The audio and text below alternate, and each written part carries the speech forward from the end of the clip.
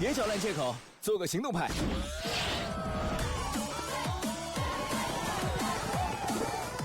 恢复状态，脉动向前。美孚1号高性能机油，应对严苛环境不断改变，成功挑战18000公里换油周期，突破让表现超越想象，动力与你我同在。美孚1号。我情愿他玩的一身脏，也好过在家里打游戏。好脏啊！还好有舒肤佳，给他12小时长效保护。别怕，我来保护你。舒肤佳。了不起的车陪你起起停停，引擎却因此受损。全新嘉实多磁护拥有突破性双分子锁合科技，时刻保护爱车。未启动先保护，时刻保护。Modern world is bad. Well, banker and worker, simple hard worker like me or my neighbor Johnny? It cannot be compared. Banker is a bank. Money, relations, and contacts. But who are we together with Johnny? Nobody. Naturally, the banker lives better than we do. But there is nothing natural here. The point is that everyone got used to the state of affairs, and they took it for granted. As a matter of course, a banker has to live better, and it cannot be otherwise. But it may be otherwise. So why? Why does a banker work less, but live better than worker or miner? However, intuitively, you've got the answer by yourselves. Because the banker is a bank. Money. Exactly, money. This is the whole point, the cornerstone. About them, about the money, we should talk more in details. So, what is money? Have you ever thought about it? The calculation tool, the measure of labor? As we are told from childhood, almost from the cradle, we have to work, work, and work. The money won't fall down from the sky. They should be honestly and hardly earned, etc., etc., etc. Sounds familiar, doesn't it? Familiar and nauseating. Say it, by the way, to Abramovich, who honestly and hardly earned all his billions. Just for fun's sake, how to earn money honestly. You will laugh to death. Yes, we have to work, but what should we expect in the end? A small pension and half-starved old age? Poverty. You have spent all your life working on some oligarch. You have been taken away all your power, energy, and health. You've been squeezed like a lemon. And after that, you've just been thrown into the dustbin as the fulfilled material. Is this necessary? But this is the reality, horrific reality of modern society. This is what we should all expect in the end, almost certain. Everything ends up this way for the vast majority of people in today's world, as it ended up for their mothers, fathers, grandmothers, and grandfathers, as it will end up in the present state of affairs for their children and grandchildren, great-grandchildren, then in turn for their children and grandchildren, and so on. The way of the world. Why? All of this is wrong, unfair. It must not exist. Why do some people have to have everything, but others have nothing? Why do some people walk in golden slippers, but the others barely make ends meet? They don't know how to feed their children, although all of them work honestly. Why does it happen? After all, we are the people, the brothers. We are equal, aren't we? Then why? Because there is a lie around us. A huge, continuous, monstrous lie.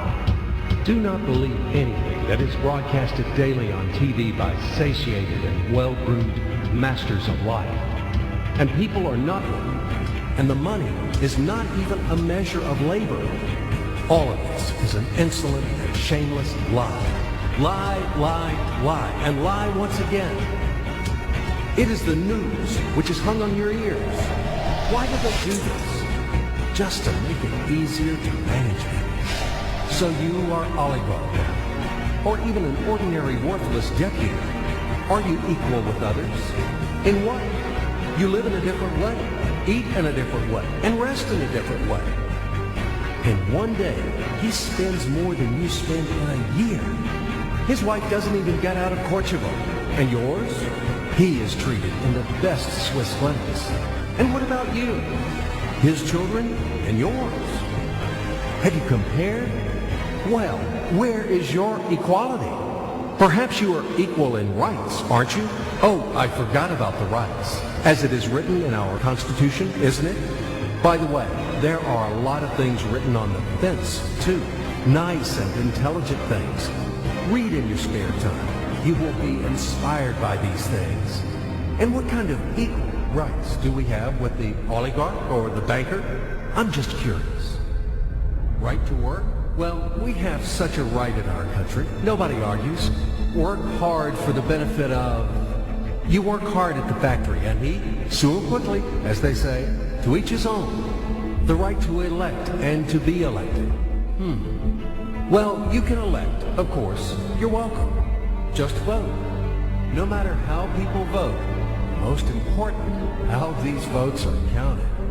And what about to be elected? Are you going to be elected somewhere? Do you have the money for that? Gold reserve for the election campaign? No? So breathe smoothly and relax. Come back to your factory. Continue to work hard. And do not rock the boat. The feast of life is not for you.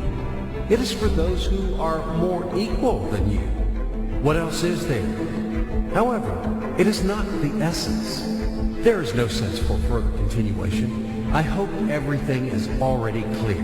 What kind of equal rights you both have and who are more equal.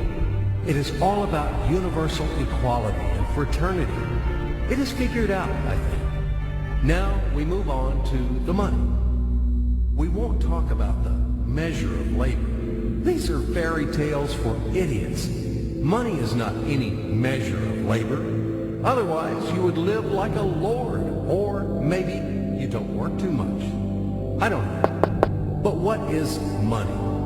Shackles, fetters, chains, durable and unbreakable chains holding the slaves in subjection more reliably than any steel. What are slaves in the 21st century? Do you ask me? What slaves? You and me, all around. You, me, him, her, all of us. We are all slaves, slaves of money. More precisely, we are slaves of those who print the money. We are slaves of our masters. Nothing has been changed at all during these centuries on earth. Oh, ho, ho. We live so far in the slave system. Only outwardly, everything has become more decent, more delicate, and more sophisticated. Our shackles are no longer heavy, rusty, and steel. They are invisible and weightless now. They don't seem to exist. You can go wherever you want. You can do whatever you want. You are free. But in fact, the shackles still exist. And damn, you are not free. Freedom is an illusion. Money, that's the point. Well, where can you go without money? It is not the Stone Age today. You cannot live in a cave. You cannot dress yourself in animal skins. And you cannot hunt for mammoth. And where are they, these damn mammoths? You need a house, clothes, food. And this is all about money, money, money. And once again, money. After all, everything around is just for the money. You cannot make a single step without them. But where do you find the money? That's right, you have to earn them. Do you hear? Clatter of chains, whistling of the whip, and shouting of overseers. Have you ever thought that it is immoral to sell yourself? That it is a kind of prostitution to sell your own strengths, brain, time? What is the difference from selling your own body? Yes, but will you object that people have to work? If everybody would stop doing their jobs, what's going to happen then?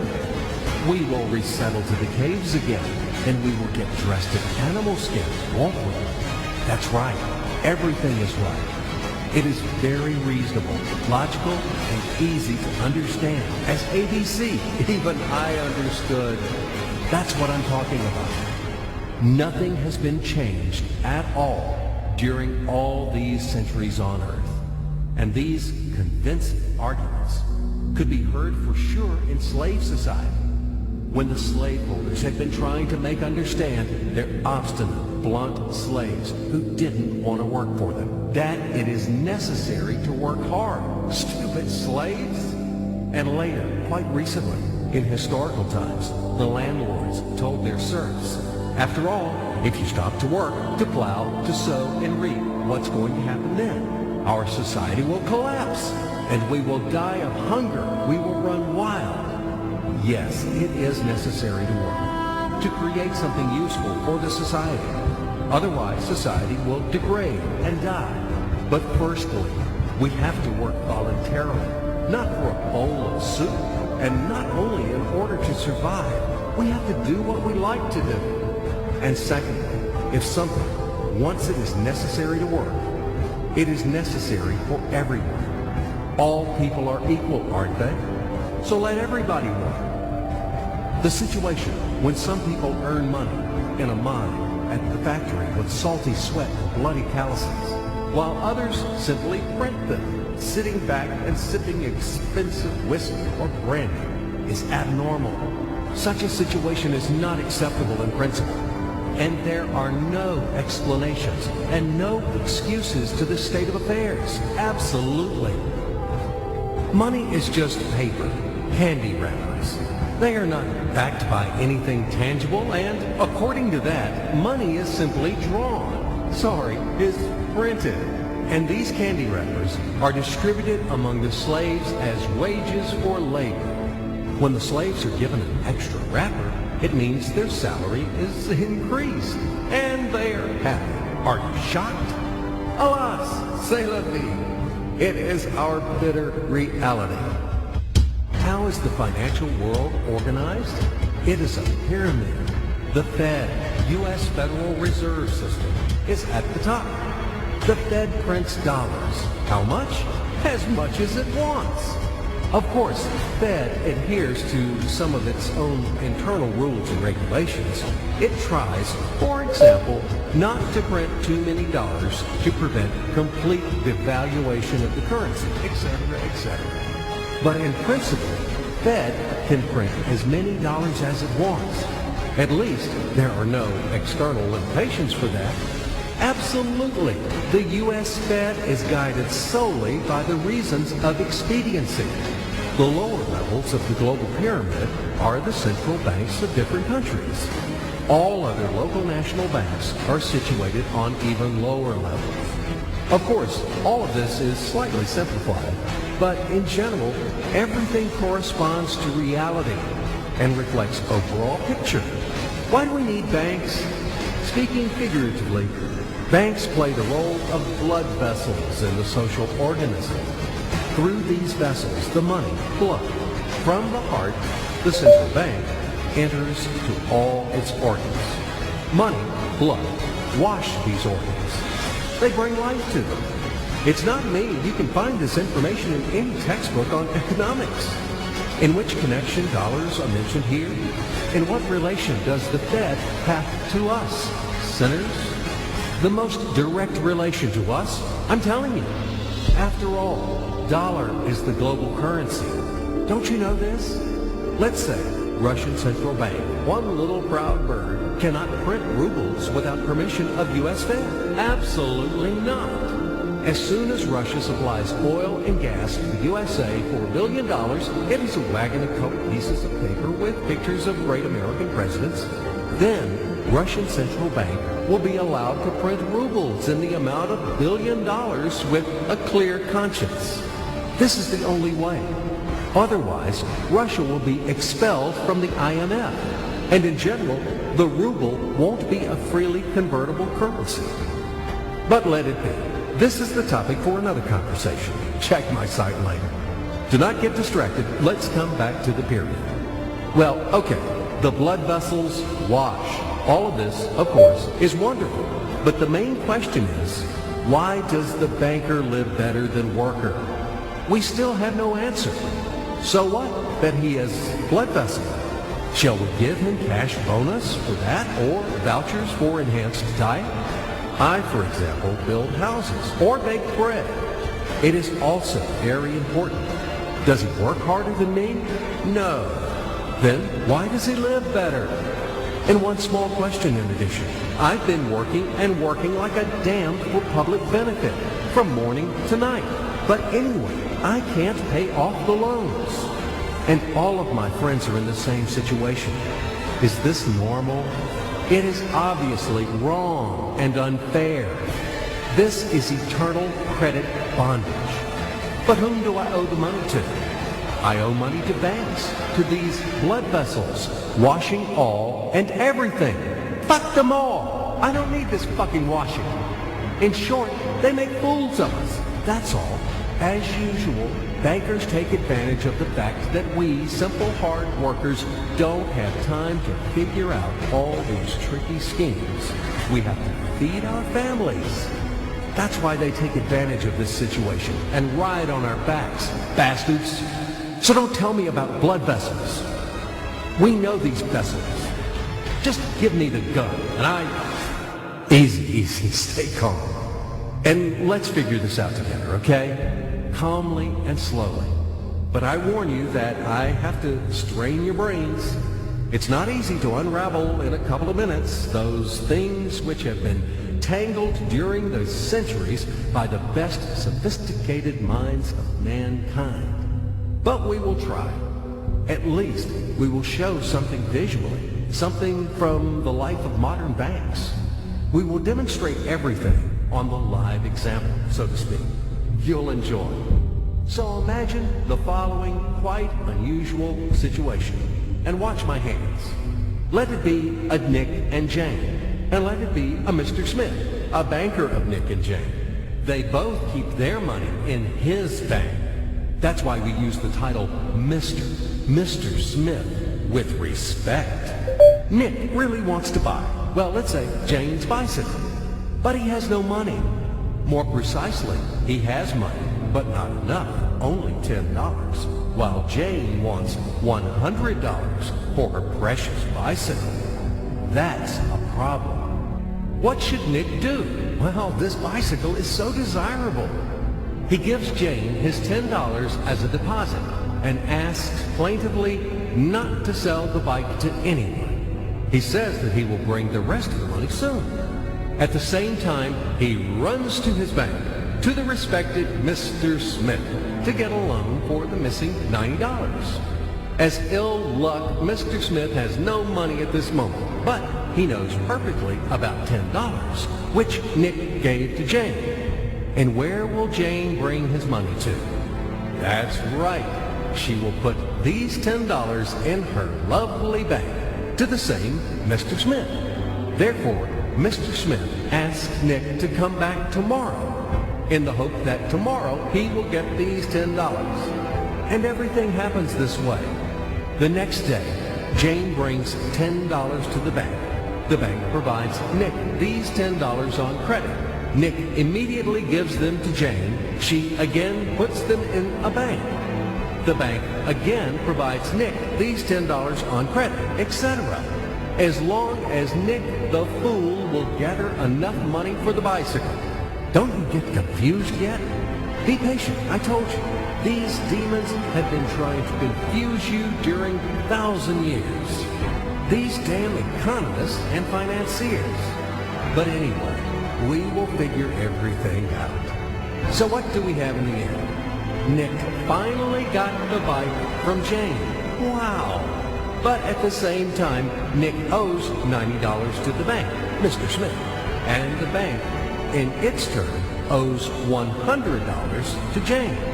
In other words, those $10, which existed initially, have magically turned into $200, $190 of debts plus real $10. But these $10 would also turn into $1,000, even in $1 million or $1 billion, if Nick would make a more expensive purchase.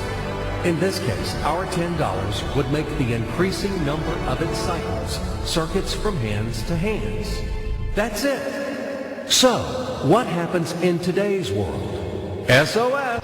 It appears that banks also make money out of thin air and multiply them. Not only Fed can produce money, but banks either. In short, everybody can do this, except you and me. We are not in the business at this celebration of life. I would like to print or draw some money as well.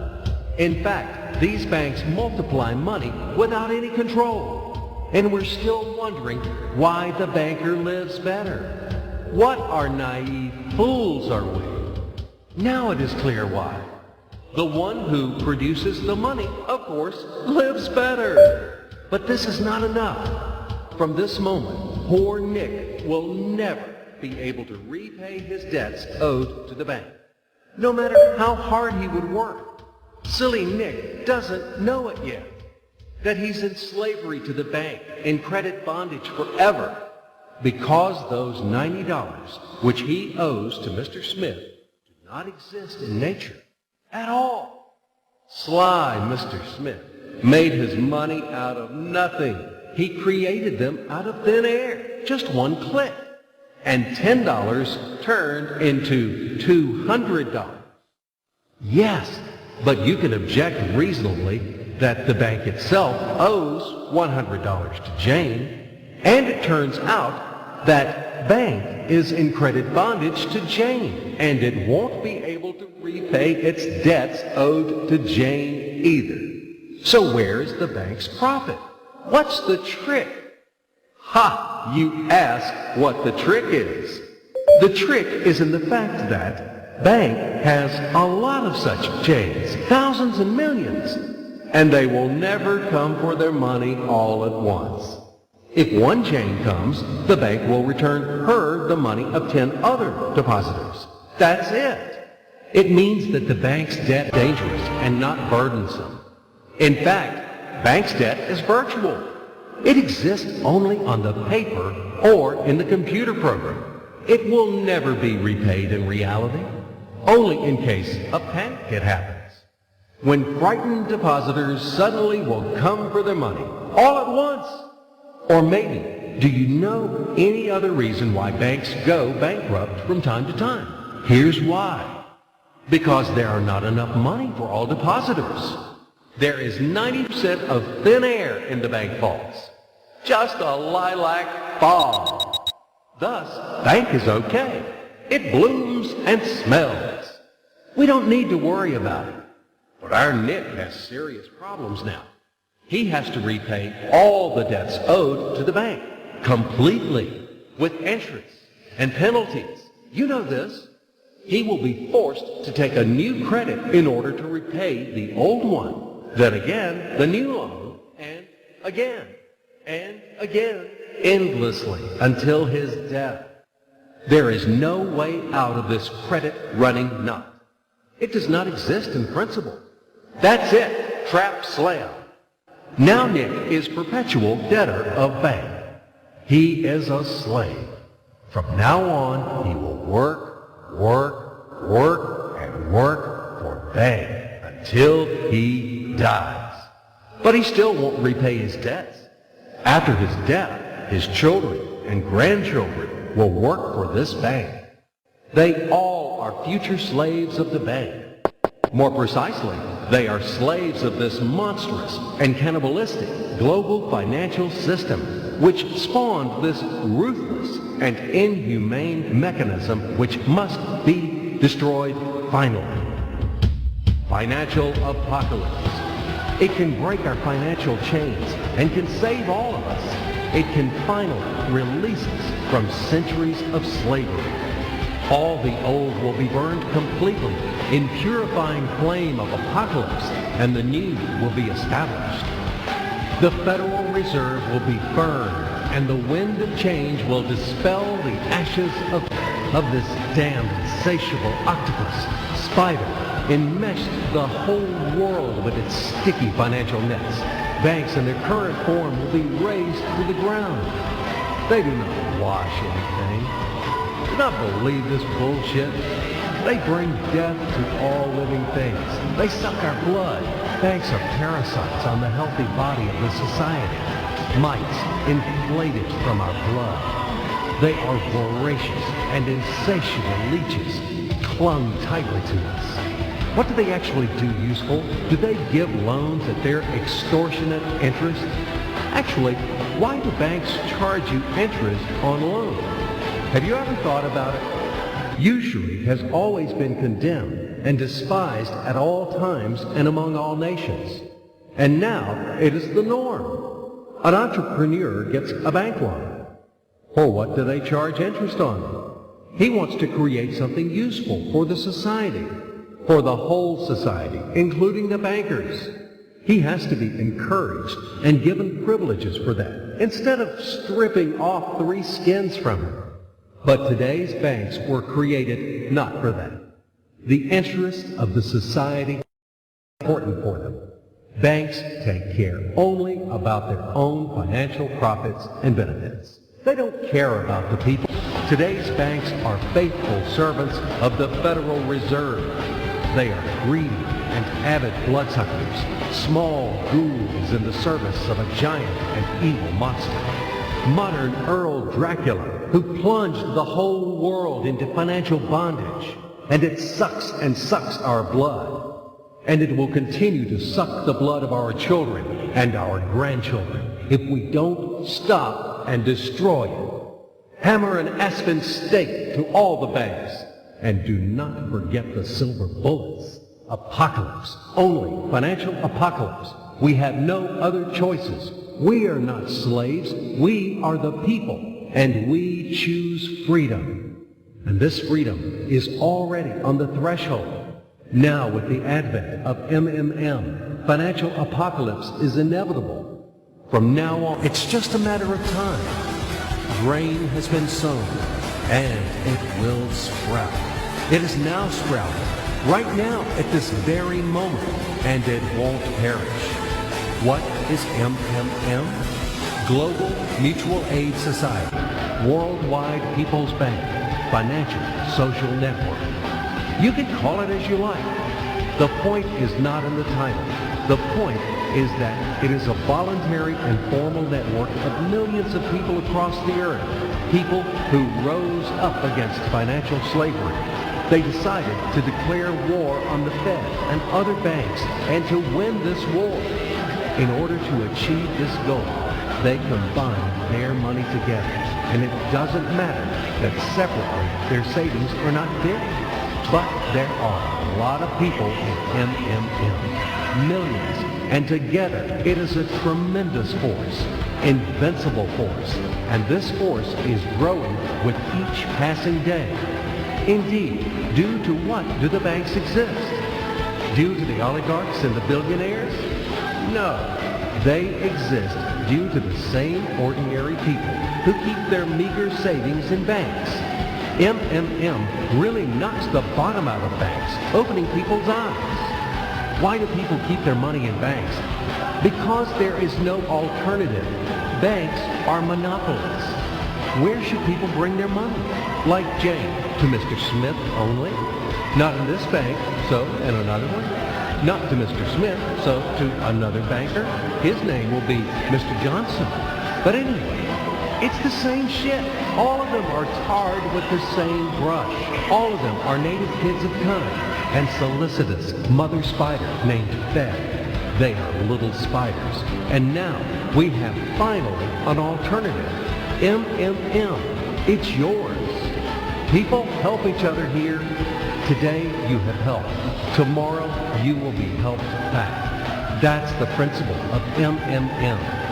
Do you want a fat banker to buy another limousine or another villa for your hard money? Do you want to become the next Nick or the next Jane? Do you want to be the next slave? It's better to join MMM and let your money help those who are in need right now. Low-income person, disabled person, pensioner, or mother of many children. Love thy neighbor, help him. MMM is a kind of giant common savings where all the people put their money in, and then they take them back as much as needed. as much as they need at this very moment. They do not seize, but they just take. In fact, a human being doesn't need a lot of money. It is only important the awareness that he has them. The only thing that is really necessary for everyone is the confidence in the future.